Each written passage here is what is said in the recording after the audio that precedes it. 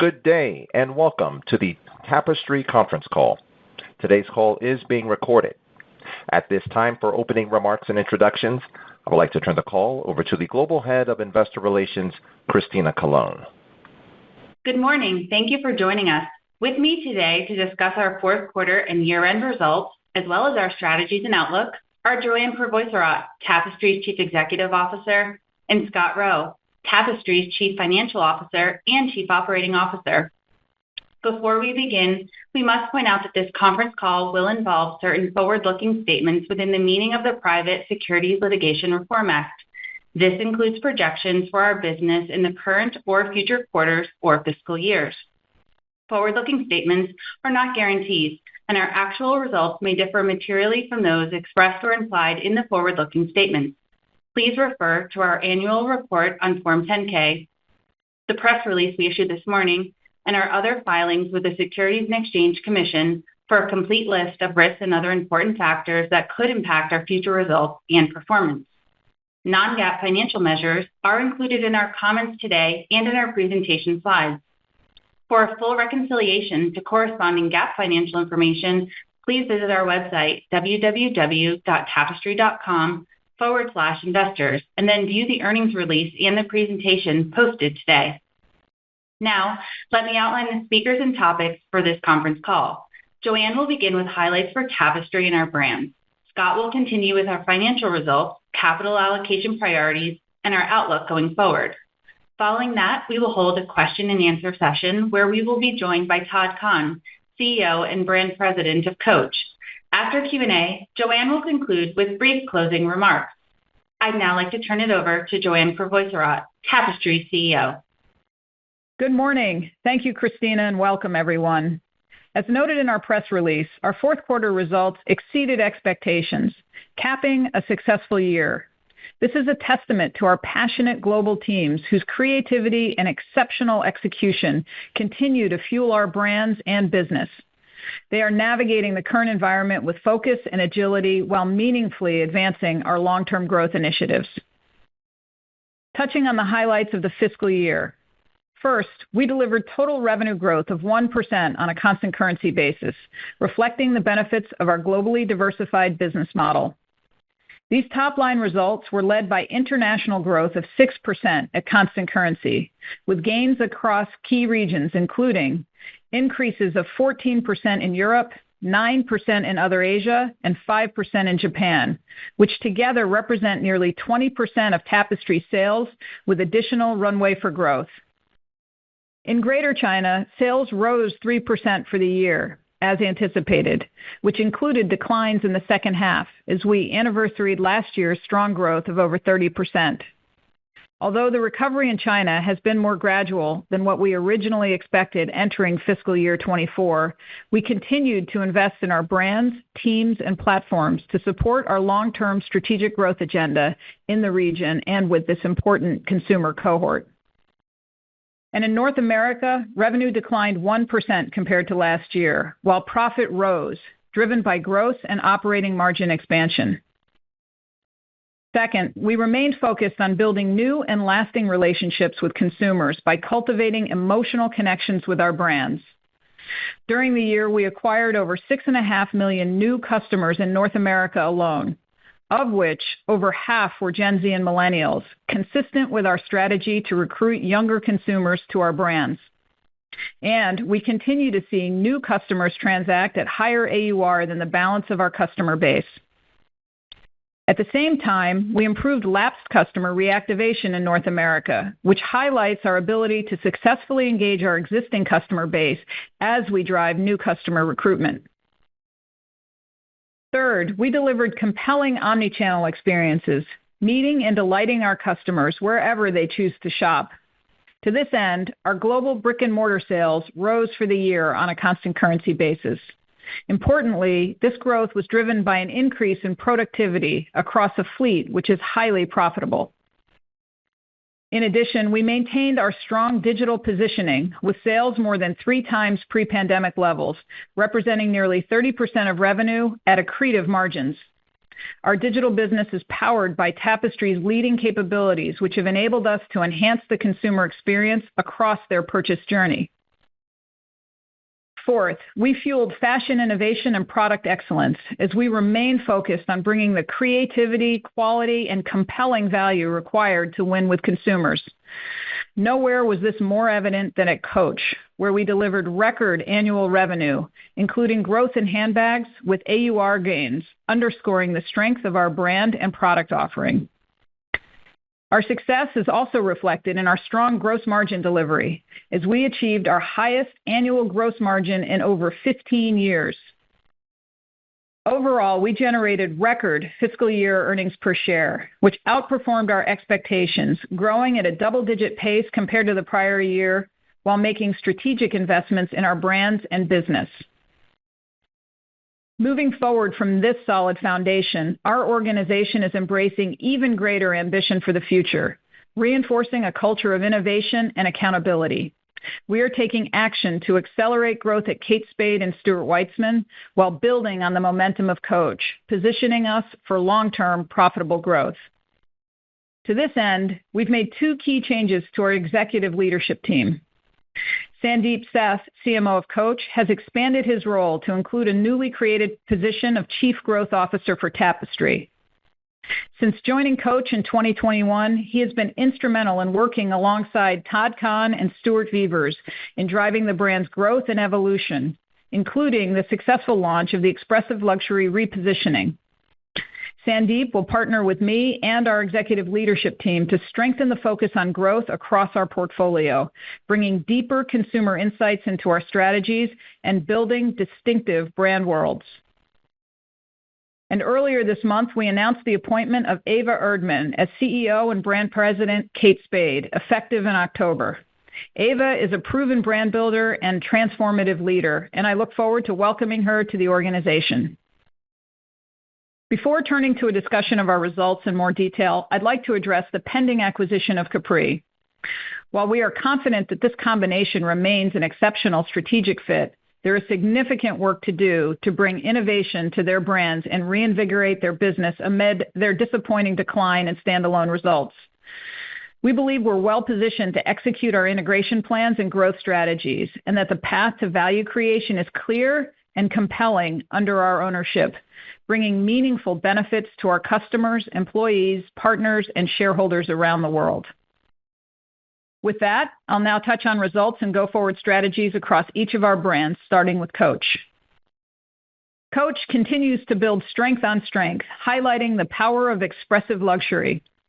Throughout the year, our teams fueled brand heat and desire, notably with younger consumers, enabling Coach to achieve record annual revenue, which surpassed $5 billion at exceptional margins, with significant runway for growth ahead. Now touching on some details of the fourth quarter. With consumer insights at the heart of our work, our talented design and creative teams, under Stuart Weitzman's leadership, once again delivered a range of innovative product offerings that distinguished the brand.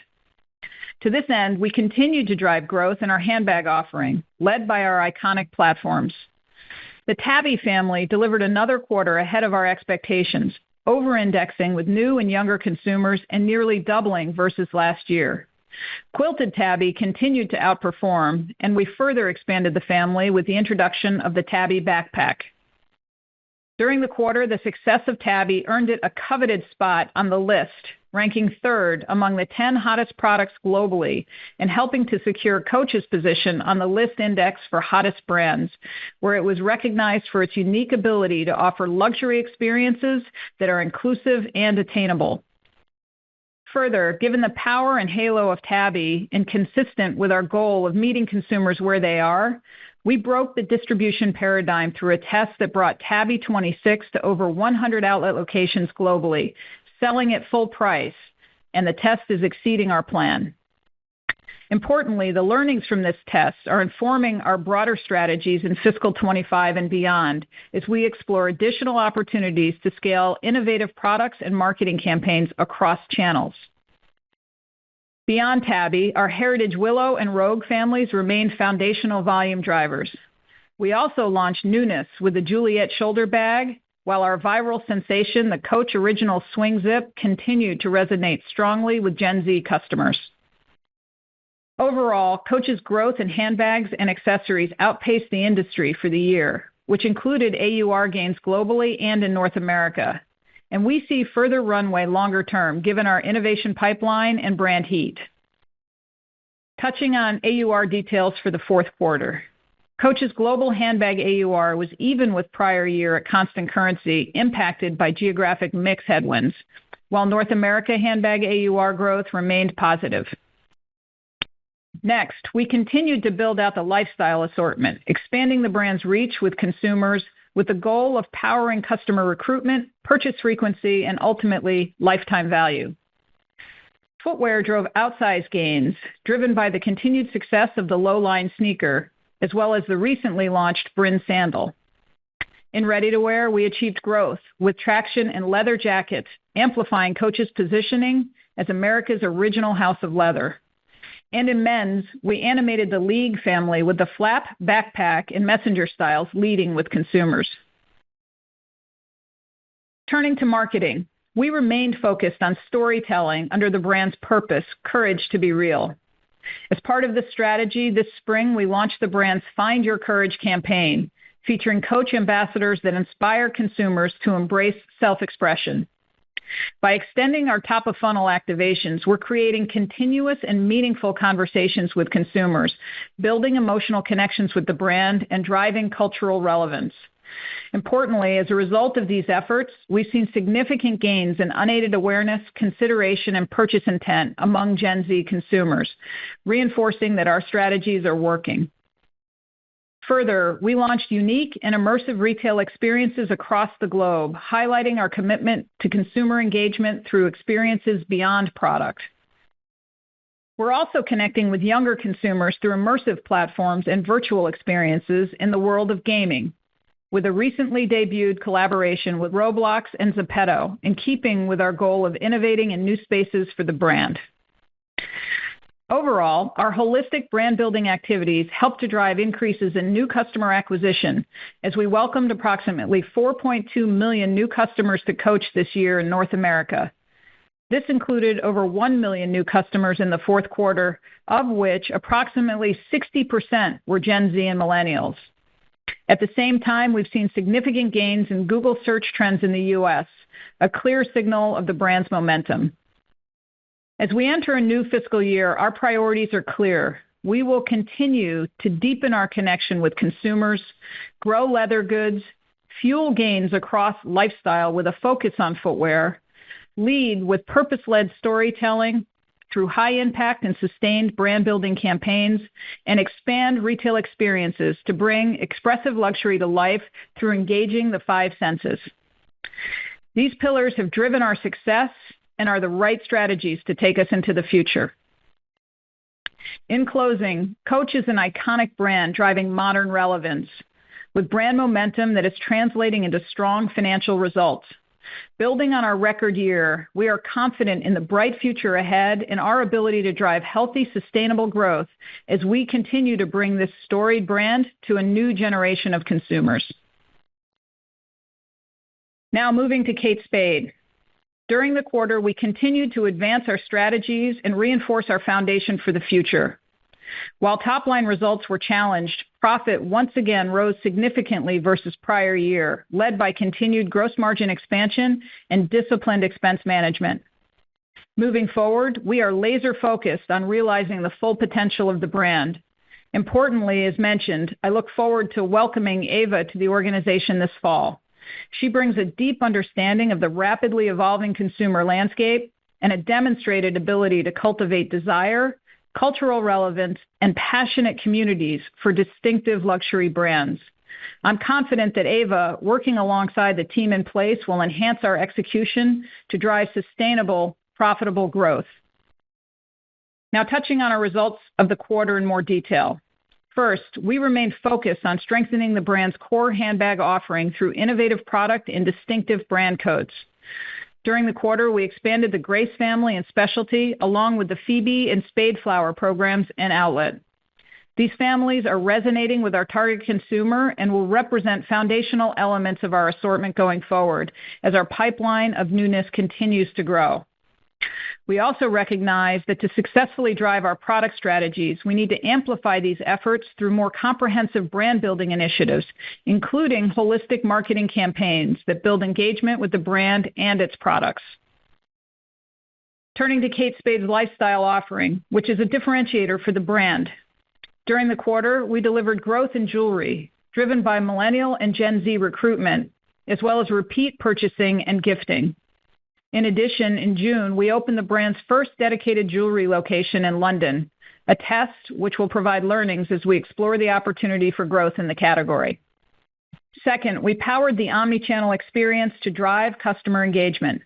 As you know, in fiscal year 24, we launched a katespadeoutlet.com site, replacing the brand's surprise site and providing a better experience for outlet consumers to discover and shop the brand online. The outlet digital channel grew in the quarter, with growth in both new and existing customers at higher margins. Third, we remain focused on creating emotional marketing to fuel brand relevance and heat. During the year, we acquired nearly 2.3 million new customers in North America, including nearly 500,000 new customers during the fourth quarter. Accelerating this progress will be key to our success. To this point, we will continue to distort our investment to top and mid-funnel marketing to support brand building and growth, particularly with younger audiences, where we are seeing unaided awareness improve with Gen Z consumers. Finally, throughout the year, we maintained a commitment to operational excellence, which underpinned the brand's meaningful gross margin and profit expansion. This is structural to our business and an integral part of our go-forward strategy. Turning to our strategic initiatives for fiscal year 25, we have a clear imperative for growth. To achieve this, in the year ahead, we will fuel brand heat to drive consideration and accelerate customer acquisition, strengthen the core handbag foundation, grow lifestyle, and maximize the omnichannel opportunity. Overall, Kate Spade is a unique and purpose-driven brand with a distinctive position in the marketplace and significant expansion opportunities. Its mission of bringing joy to consumers around the world is powerful, and we continue to have a relentless drive to deliver sustainable, profitable growth. Now turning to Stuart Weitzman. Our results for the year were challenged, significantly impacted by external pressures in the brand's two key markets of North America and Greater China. Despite disappointing financial results, we continued to focus on brand-building initiatives to drive awareness, growth, and profitability long-term. Touching briefly on our focus areas across product and marketing. During the quarter, we expanded our assortment of sophisticated casual styles, highlighted by momentum and flats. Additionally, we continued to extend the brand's reach through gains in new and emerging categories, including men's and handbags. Importantly, new innovation is driving traction at wholesale, with the business growing double digits at POS in North America in Q4. Further, order bookings through the Spring 25 season are up over 30% to last year. This will support an improvement in revenue and profitability trends in the year ahead. Finally, during the quarter, we remained focused on driving brand relevancy through emotional storytelling in keeping with the brand's ethos of inspiring strength and confidence.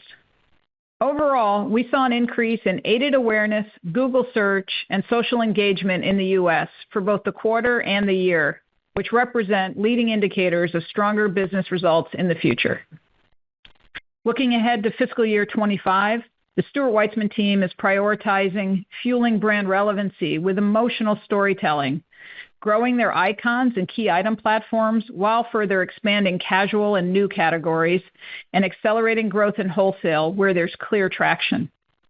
Overall, we see long-term potential for the brand with an empowered team focused on delivering improved top and bottom line performance. In closing, Tapestry delivered record full-year earnings per share, outperforming expectations and once again demonstrating the power of brand building, customer centricity, and operational excellence. I want to reiterate my gratitude to our incredible teams globally who continue to drive our success. From this position of strength, we have a bold vision for the future. We know that the landscape is rapidly evolving. Consumers have an incredible amount of choice, and they're exercising those choices every day. We also know that the most successful brands are winning on innovation and emotion, and in this environment, we're well positioned to compete and win.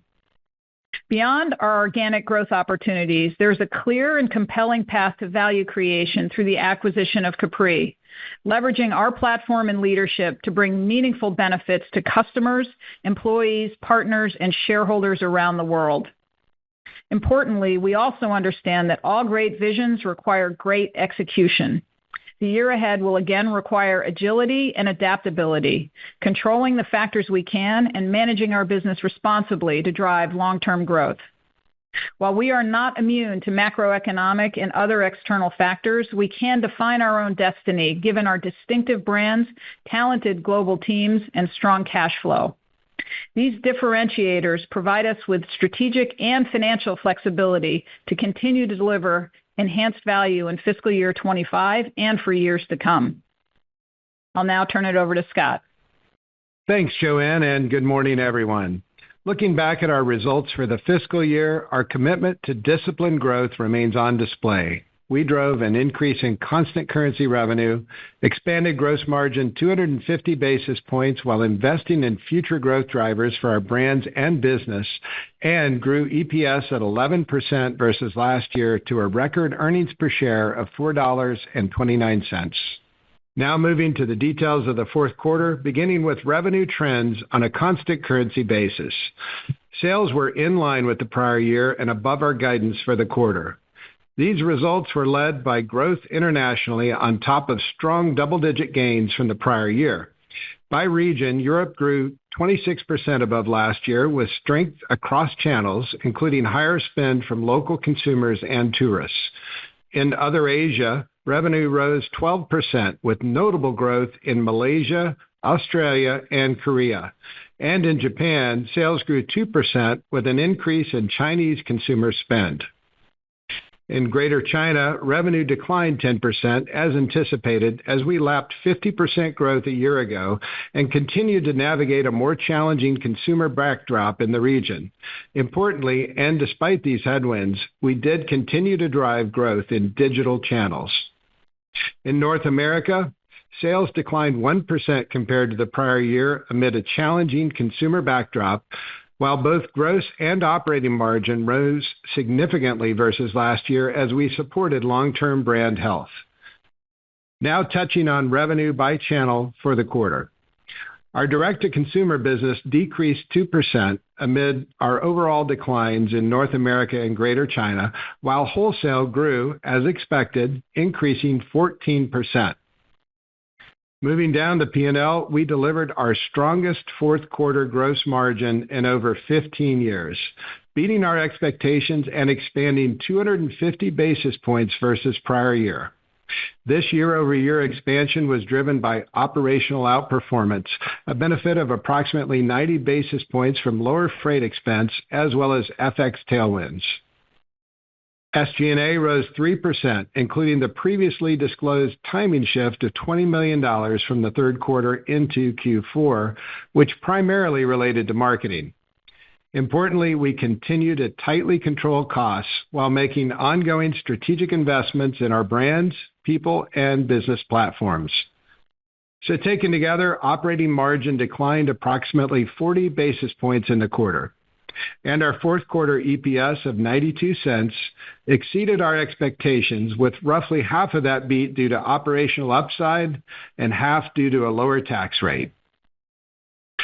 Now turning to our balance sheet and cash flows. We ended the year with $7.2 billion in cash and investments and total borrowings of $7.2 billion, which reflects the bond financing related to the planned acquisition of Capri of $6.1 billion, as well as the early paydown of the company's $450 million term loan in the fiscal fourth quarter.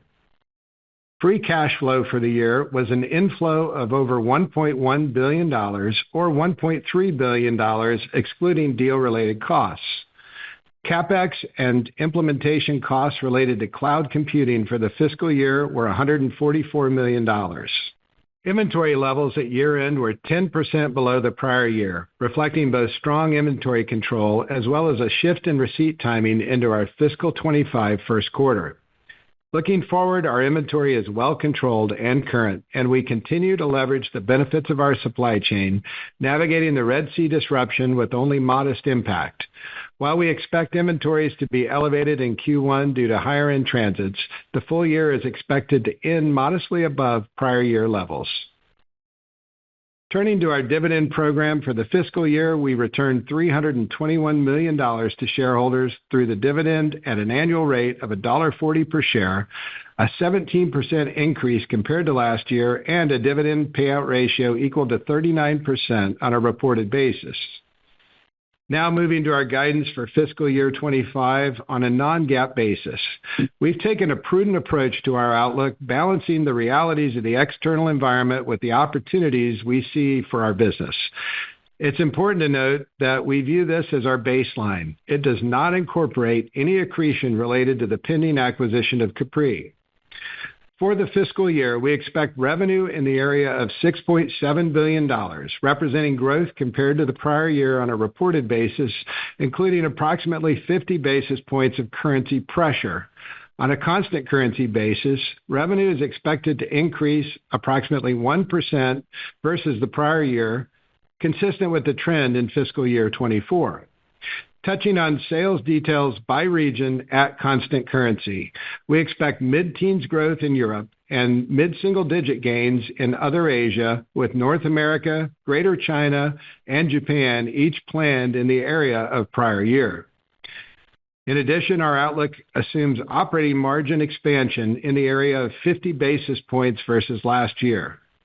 We anticipate gross margin to expand approximately 40 basis points due to operational improvements.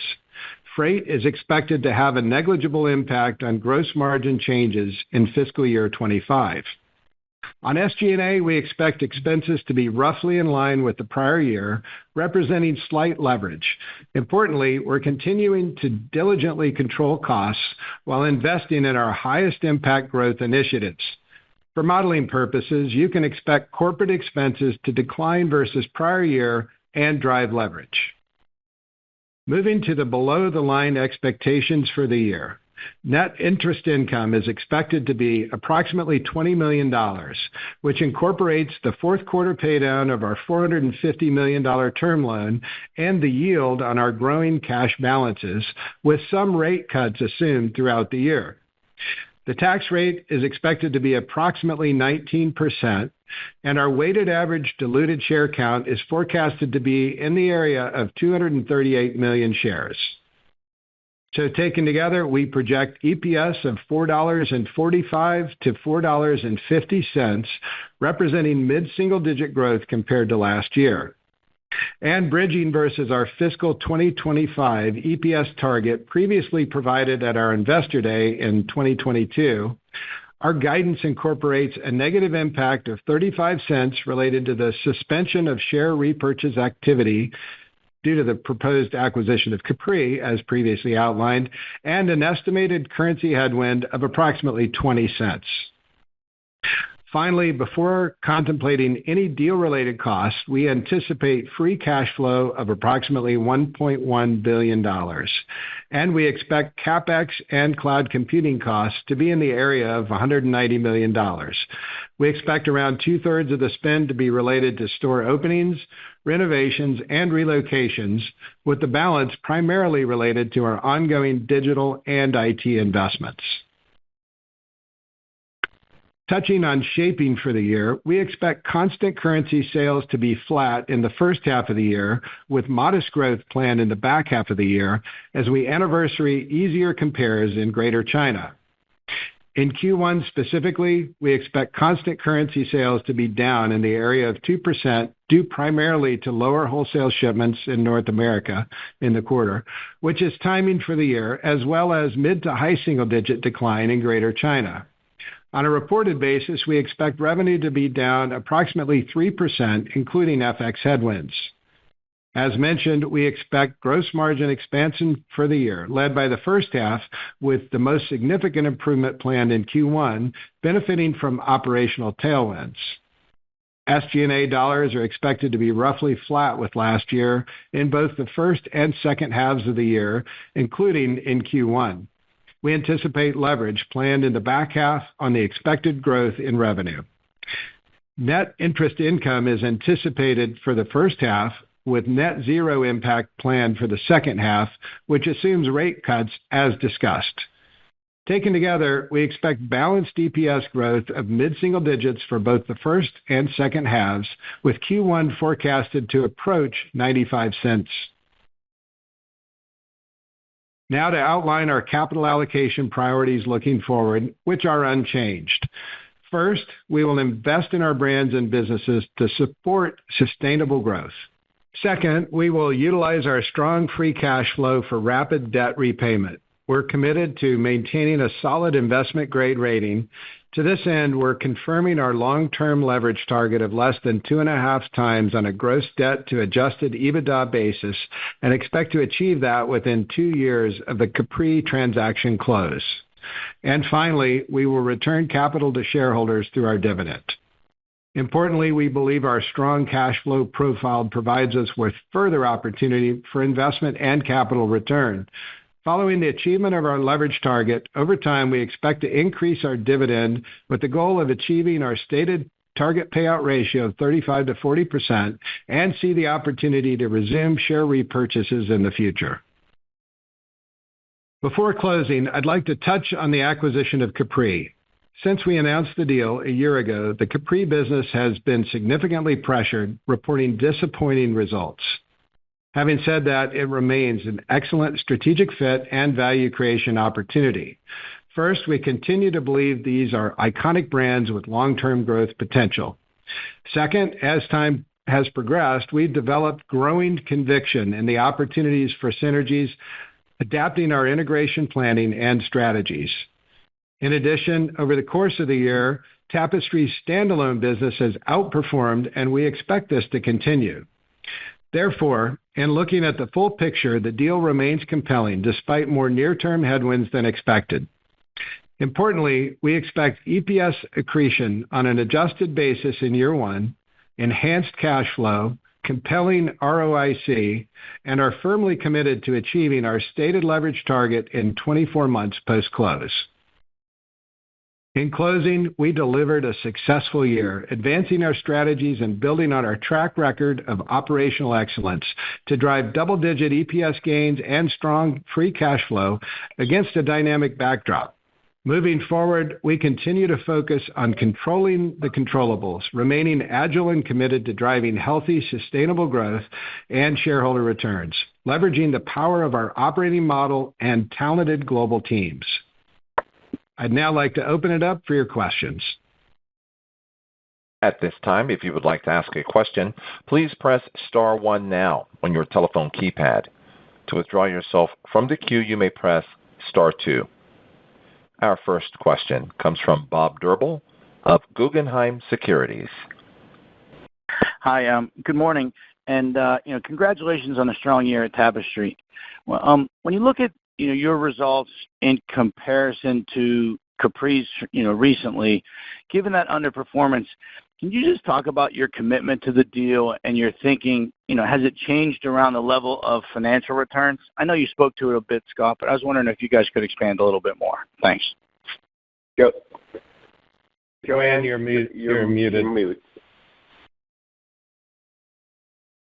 And it does appear that Joanne has disconnected from the call.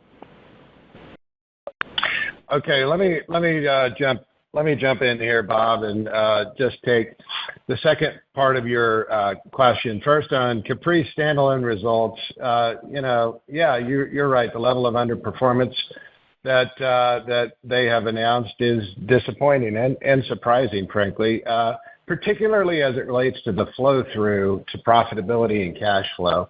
But, this is really an execution opportunity. I hope you see that what we've displayed within our business is agility and the ability to get after expenses and right size, and we see this as a real opportunity.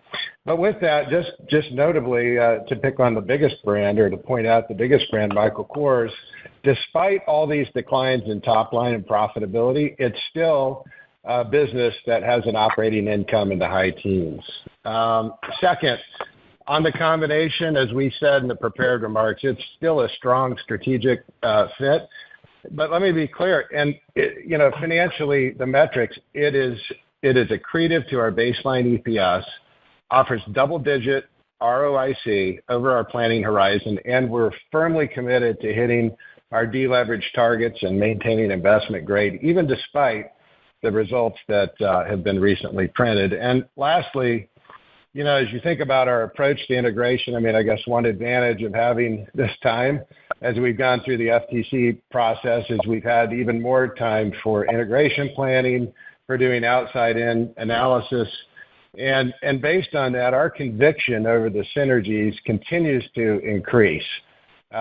We have even more conviction on what this combination means from a synergy standpoint. So, Yep. Scott? I'm sorry. Yeah, go ahead. Sorry about that technical glitch. I am back on the call, so I appreciate it. And to add, Bob, to the points that Scott was making, we do have conviction, but I wanted to touch for a minute on our results because you did mention the contrast in our results versus theirs. So, I think the results we delivered today, or I know the results, speak to our focus on brand building, consumer centricity, and the excellent execution that our teams are delivering. And I do want to remind you that we delivered the highest gross margin in the company in over 15 years. We delivered double-digit EPS growth and strong free cash flow, and we have momentum at our largest brand, Coach. And, as we scan the landscape today, we know that companies and brands that are innovating and executing are winning, and you see that in our results. So that puts us in a position of strength, and it underpins our confidence in the path ahead. And, to your question on the acquisition, I know Scott took us through the numbers and how we're thinking about accretion, but this combination remains an excellent strategic fit, and we see compelling long-term value creation opportunity under our ownership. To your point, their standalone results have been surprising and disappointing to us. Our priority is to reinvigorate the business, and we believe we're well positioned to do that. These are iconic brands, and to drive growth, we'll bring a stronger focus on the consumer to deliver more innovation and more relevance. And these are areas that we have a proven ability to execute. And as Scott covered the financials, we have a realistic understanding of the financials and confidence in our ability to execute and drive value creation long-term with this transaction. Great. Thank you very much. Good luck with it. Thank you. Our next question is from Ike Boruchow of Wells Fargo. Hey, good morning, everyone. So similar to Bob, just question around the deal. I guess just, Scott, you kind of alluded to it to Bob's question and on the prepared remarks about synergies. Is it fair to say we're about a year into this? Have you done enough work to believe that there's upsides of the synergy target you guys initially guided to should the deal go through? And then just a quick follow-up would be, if the deal does not go through, can you just help us understand what is plan B for you guys in terms of operations, your balance sheet and use of cash? We just kind of love to know how you guys are thinking through the different scenarios. Thank you. Well, maybe I'll kick it off, Ike, and then pass it to Scott again. We do have both strategic and financial strength and flexibility at Tapestry. We have multiple paths to value creation. Using your words, plan A is this transaction, and the deal is compelling and a significant value creation opportunity for us, as I just outlined. But equally important is, we entered this transaction from a position of strength. We have a growing organic business, strong earnings delivery, and significant cash flow that allows for us to invest in our business and our brands and return capital. So maybe I'll toss it to Scott to add any details on our capital allocation priorities. Yeah, sure. So while plan A is our priority, should we find ourselves in the plan B scenario, a couple of things I'd just remind you of, Ike. So first of all, our free cash flow strength. And if you look over the year just reported and our guidance for this year, kind of averaging in that $1.2 billion from a free cash flow, think of that as an ongoing baseline. For the underlying profitability of the business. A little over $300 million in dividends, $325. That gives us more than $800 million of excess cash, which can be deployed against those capital allocation priorities. And, should we find ourselves in that situation, and given the current valuation, obviously buybacks are a pretty compelling option for us to consider in that four-lens framework. The other question you asked me was synergies. I'm not prepared to give you a number. I would just reiterate what I said.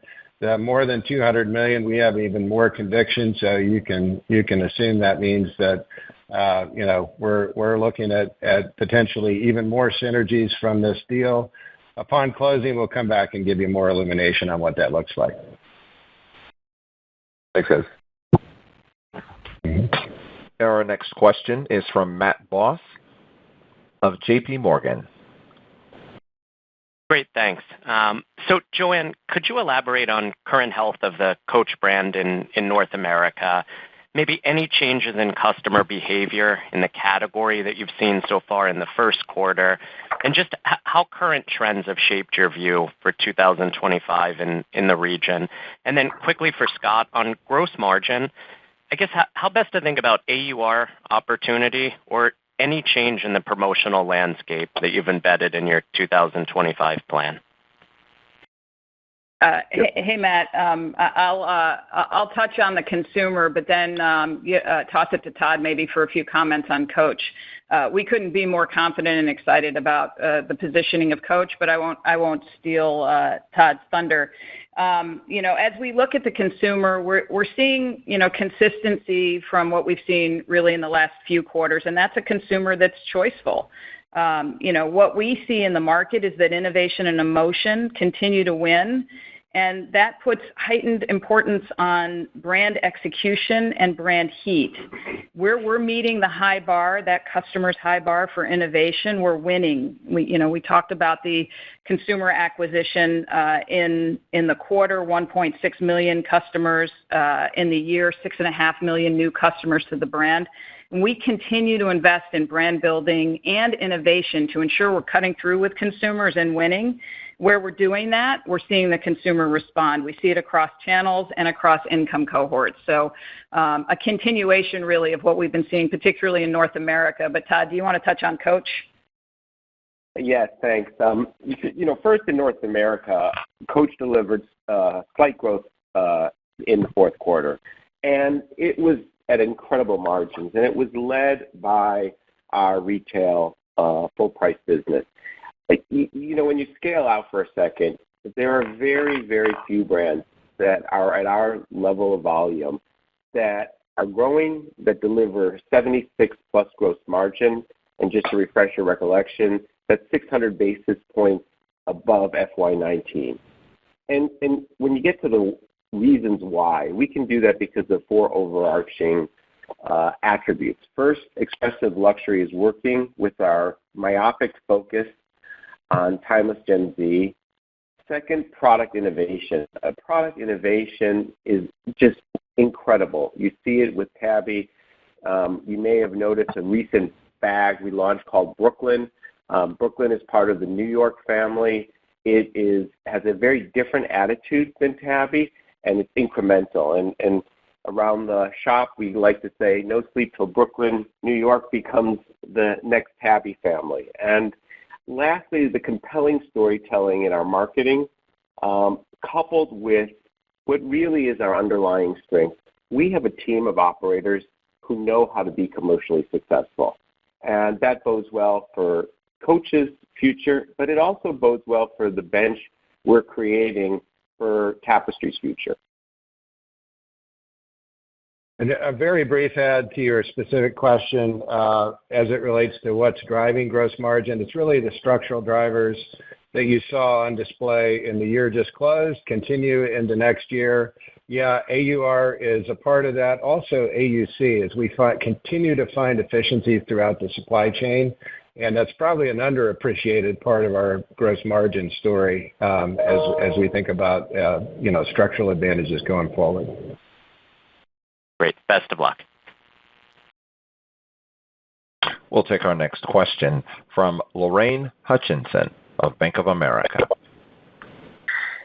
Thank you. I wanted to touch on Kate Spade for a minute. You spoke of a need to amplify the efforts there through holistic marketing campaigns. Does this imply a need for further investment to fuel a turnaround, or do you think you can continue the margin progress as you turn sales? Good morning, Lorraine. We expect to build on the foundation that we've set over the last few years, and our focus is really to accelerate the growth in the top line. We said in our prepared remarks, Kate is a unique brand. It has a distinctive positioning in the marketplace, and the opportunities we see to expand the top line are very clear.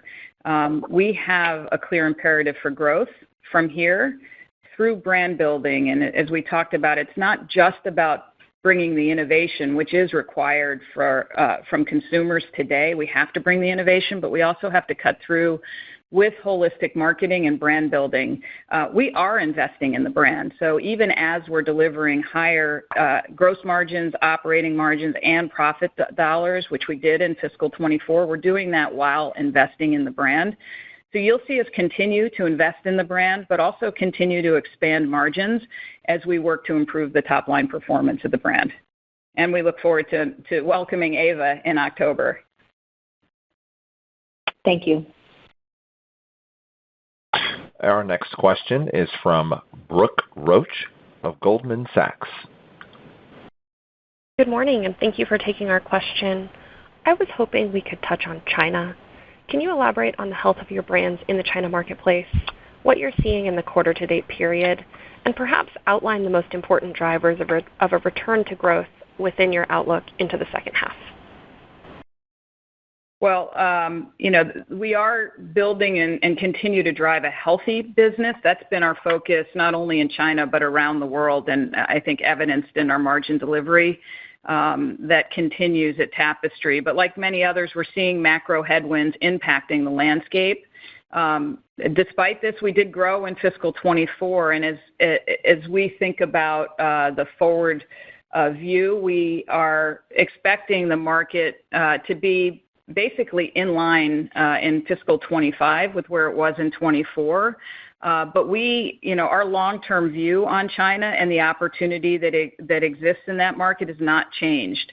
We're taking a prudent approach in the short term and how we're planning and in our guidance, but we continue to stay close to the consumer. Our teams are moving as that consumer is moving. We're building the business in a very healthy way in the market, and maybe I'll toss it to Todd to give some color around what we're seeing at Coach specifically. Thank you, Joanne, and good morning, Brooke. Building on what Joanne said, we are very, very bullish on the mid and long-term view on China, and we still see that as our best opportunity by region for meaningful growth. And what I particularly like is where the Coach brand is positioned. As we've seen traditional European luxury soften in China, our relevancy, we're giving that consumer an incredible value at a very fashionable product. I say sometimes we don't need China to create 10 million millionaires. We need China to provide us with 10 million people that can buy a $500 bag.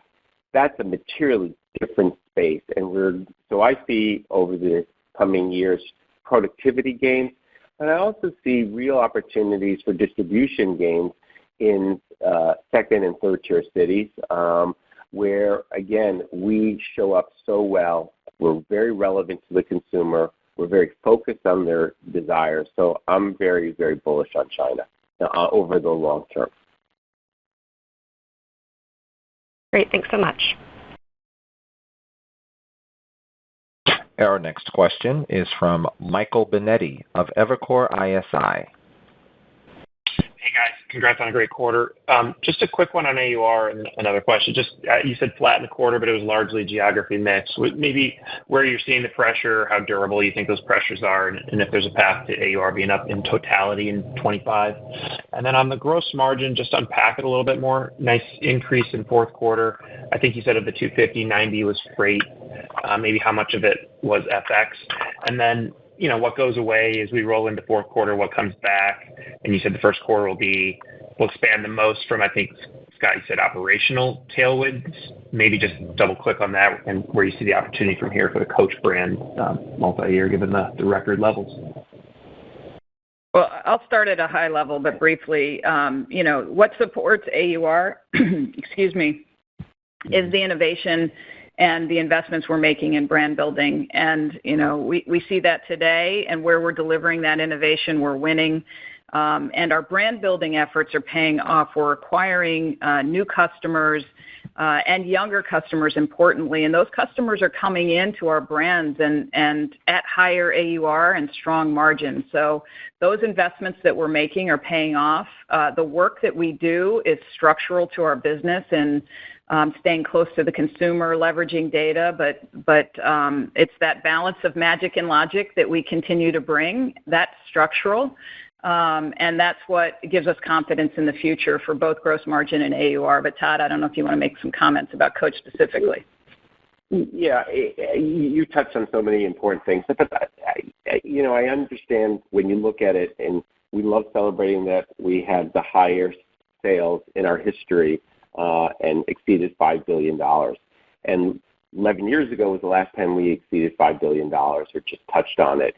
We're doing it in such a brand healthy way today. You see it in our gross margin. You see it in our commitment under our what we call Coachonomics to put our that gross margin to work, reducing our non-marketing SG&A and putting it in marketing to do exactly what Joanne just said. Bring in a relevant, younger, new customer who experiences the brand with a lot of brand heat and a lot of elevation. So I see our path forward to be really robust. We're going to do it in a careful, measured way. We're not driving sales for sales' sake. We're going to do it with great gross margins and with a real view to continue to sustain long-term growth. And Michael, I think you were asking me in the fourth quarter, what was FX? It was about 60 bips or so favorable. So 100 basis points of operational growth in the quarter, and that was really what drove our outperformance versus our expectations. So, those structural drivers are largely in place as we look at next year. We guided to 40 bips. For the full year, we expect to see a little bit stronger in the first half. We got a little bit of freight as a positive in the first half that turns a bit negative in the second half, and similar on the FX. So the important thing to me is the operational benefits that we've seen in gross margin continue, and that's really the AUR, AUC that I referenced earlier on an ongoing basis. Thanks a lot, guys. Our next question is from Rick Patel of Raymond James. Again, congrats on the great progress. For Coach, can you unpack the trends that you're seeing at full price versus outlet? It sounds like you're doing a really good job selling full price product at outlet. So I'm curious how we should think about the opportunity to lean into that versus what might be a more choiceful consumer shopping that channel. Sure. Again, we're seeing progress in all our channels. So one of the things we're doing, as you noted from what we're doing with the Tabby bag in outlet, is we're blurring the line because the consumer's channel agnostic. They don't see outlet and retail the way we in the industry have historically seen it. When we spend 9% on marketing, a lot of it on upper funnel, particularly focused on families like Tabby, that consumer is walking into our outlet stores and they want the Tabby bag.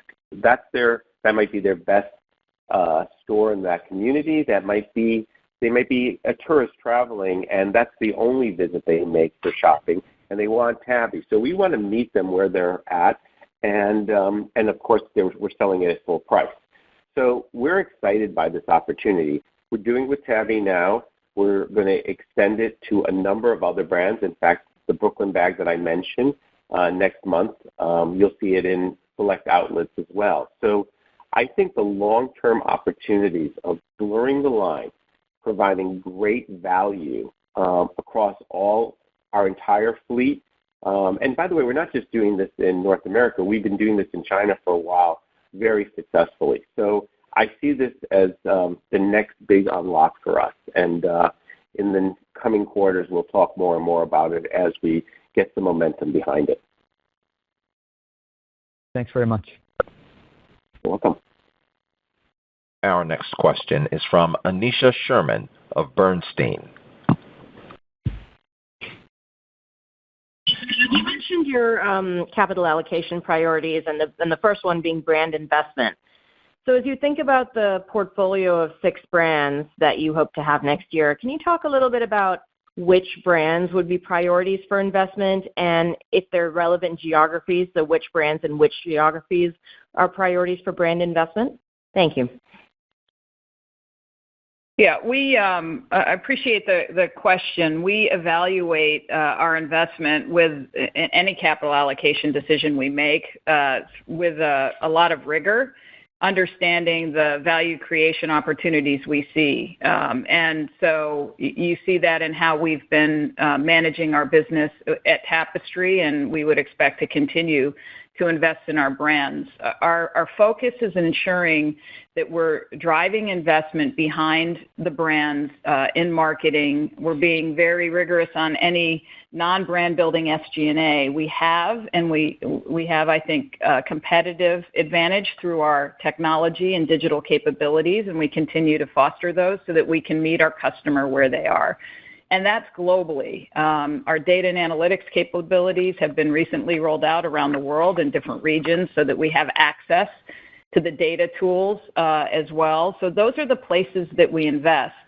And increasingly, we see an opportunity to invest more in our store fleet, which I think you touched on a bit in our capital allocation, with 2/3 of the capital we expect to invest in the next fiscal year in brick and mortar and expansion and relocation and remodel of our stores. So, we have, as I said, a rigorous process and an understanding of where we see and expect returns from those investments.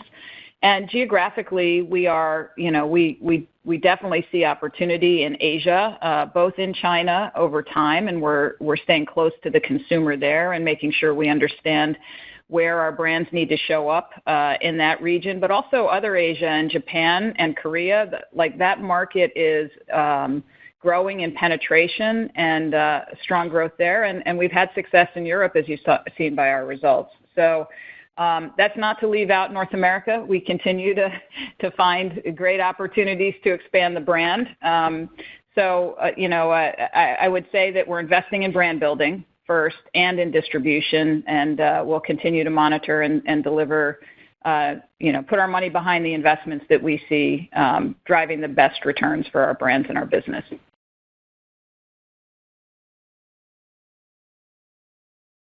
Our next question is from Mark Altschwager of Baird. Good morning. Thank you for taking my questions. First, just one more on the deal for Scott. It sounds like expectations for year one accretion have moderated a bit in light of the recent performance at Capri. Could you expand upon some of your underlying assumptions today for year one, the unsynergized EBITDA, free cash flow, and path to the target leverage ratios? And then separately, just regarding the guidance for fiscal 25, guiding to about 50 basis points of EBIT margin expansion. Sounds like some leverage and corporate expense embedded in that. As we think about the balance there, any further color as we think about the opportunity at Coach versus Kate? Obviously, Coach, the largest business. So, Q4, we actually saw some margin compression at Coach. First time, I think, in about 7 quarters, while the expansion at Kate was rather significant. So just wondering if there's anything to take away from that as we build out our model for 25. Thank you. Yeah, let me hit the last part of that real quick, because it is a quick one, right? So remember, we had some timing between Q3 and Q4 on expenses, and we said it was related primarily to marketing, and it was primarily at Coach. So there's no news there in Q4 margin. We see a continued path on what I would say are exceptional margin performance at Coach, and that is not an indication of a trend. It's really just timing between the quarters, and we expect margins at Coach to remain at their exceptional levels, and see opportunities to continue to invest and grow gross margins. So, as it relates to the Capri business, you're not wrong. Obviously, as I said and Joanne said in our prepared remarks, we're disappointed and a bit surprised at the flow-through, which all that means is your starting point is a little different, and we see execution opportunities that, frankly, we know how to get after, and that made us, reevaluate what that first 12 months looks like. That doesn't really change the destination, and hopefully you heard that in our collective comments. We still see a very compelling value creation opportunity, but as we run various scenarios based on where we see the starting point on the current results, we're still confident in accretion, but the exact level of that accretion, we'll be back on closing the deal and give you more granularity there. One other thing too, as it relates to the deal, I said it earlier, but I just want to reiterate because it's important. Don't forget the underlying Tapestry business, which is running a bit ahead of our expectations in profit and cash flow, and also my comments around our increasing conviction around the synergies. So you got to look at this holistically on the combined entity as you think about the long-term path and the returns, and that collectively is what gave the confidence on the earlier reiteration of the metrics that I laid out in the prepared remarks. Thank you. Mm-hmm. Our next question is from Oliver Chen of TD Cowen. Hi, thank you. I'm curious more broadly on the platform of Tapestry. Kate and Stuart have been works in progress. Just what gives you conviction that cores will work, and any analogies from your experiences improving other brands relative to what you're going to do? Second, on Coach, what's happening with pricing with respect to good, better, best, and like for like? It sounds like Tabby is incremental in terms of adding that to the outlet assortment. And any thoughts on the health and pricing leverage in China relative to the U.S.? They're both pretty dynamic markets with some macro headwinds as well. Thank you. So I'll start with Michael Kors and what we're seeing in our business and what our platform has been delivering is delivering brand building. And you can see that with Coach, and it's a clear example. We have important learnings as we've built the momentum in Coach. Brands win, as you know, Oliver, on emotion and innovation. And as it relates to Michael Kors, we do a lot of outside-in work, including we're doing deep consumer research. And as we've talked to consumers, we've learned that, they see Michael Kors as an iconic and distinctive brand. There is a lot of love among consumers for the brand. And what we hear is that the expression of that brand has lost relevance for today's consumer. Under our ownership, we believe we can reinvigorate that through the brand building efforts and leveraging our platform. It starts with a clear understanding of the target consumer. It's about innovating product and marketing and accelerating growth through direct channels. These are all leveraging the benefits of the Tapestry platform, from our consumer insights capabilities to our supply chain to our tech stack. And as we said, we're developing integration process, developing the integration plans, and we have an increasing conviction in the synergy estimates. So we see a lot of value to unlock and definitely see the opportunity to leverage Tapestry's capabilities to bring that to bear. And on the Coach, yeah, go ahead, Todd. Sorry. No, thanks. Sorry. Hi, Oliver. In terms of Coach, good, better, best, I think what you've seen us do in the last 4 years is really raise the floor for us. And we like our positioning. We like the sweet spot of $200 to $500 bags, that range. We have offerings across the spectrum. We have bags for $1,000, and we have opening price point bags. So, again, we play in a wide range. We know the consumer has hundreds of choices. We have to win with innovation, which we're doing. You see it with the Tabby extensions, And again, I go back to the New York family. We just launched this Brooklyn bag, and it's incredible. We haven't even started our campaign yet, and every week we see our sell out in different colorways. So it gives me a lot of good feeling about where we're playing. As you reflected China, again, we offer incredible value in China as compared to traditional European luxury. So I like our brand positioning. We're going to be measured on AUR growth, particularly in China. We're going to continue to watch the market, and we want to go after and really be the most relevant brand we can be in that market. So I'm excited by our future. I'm excited by how well we're competing. Thank you. So I think that is our last question, and I'll turn it over to Joanne for some closing remarks. Thanks, Christina, and thank you all for joining us and for your continued interest in our story. As we shared today, we delivered a successful year and are operating from a position of strength. We enter our new fiscal year with a bias for action and growth, and we'll remain maniacally focused on bringing innovation, emotion, and execution required to win with consumers. Importantly, our fiscal 25 guidance is both prudent and achievable and is only a baseline with additional strategic financial flexibility to enhance our growth and drive significant value for all stakeholders in the months and years to come. Thanks again, and have a great day. This concludes Tapestry's earnings conference call. We thank you for your participation.